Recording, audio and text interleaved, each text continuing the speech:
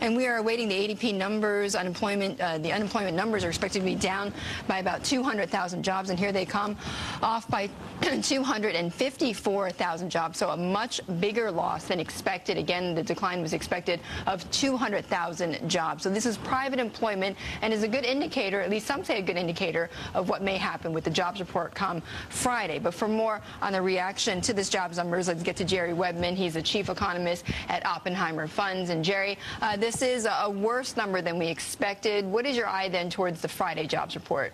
Well, Betty, keep in mind that the ADP number has tended to lag the official Labor Department numbers that come out on Friday. It was more optimistic when job losses were accelerating. It's been more pessimistic most of this year as the labor market began gradually to improve. So it's an indication that maybe Friday's number will be a little less favorable than I think we've been looking at about 180,000 lost. Maybe it's not quite that favorable, but this number has tended to be a little worse the last few months. It has tended to be a little bit worse, and also it's been quite volatile as well.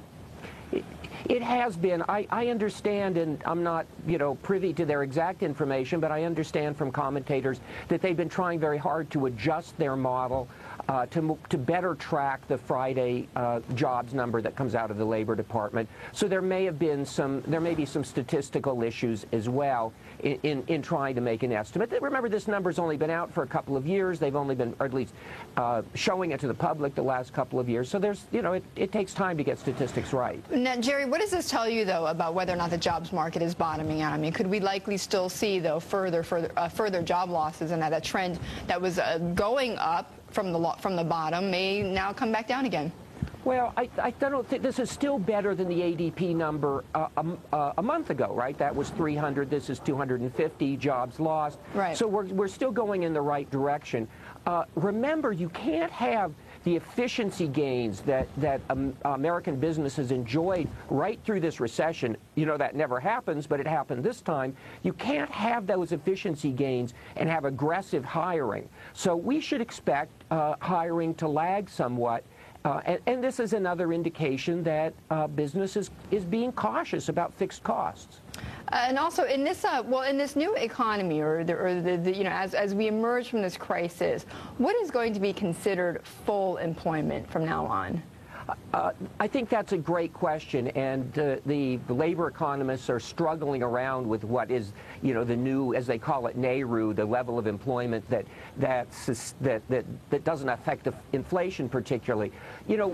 Just like the economy is going to move more slowly, probably 2.5% instead of the 3-some percent, probably long-term unemployment is going to be around 5-ish, but be very careful about those numbers because the numerator changes, but so does the denominator. It means, remember, that's not all of us who could work, it's all of us who think we've got a chance at working and show up and try to get a job. Mm-hmm. So the unemployment number is not always a perfect indication of how the labor market is evolving.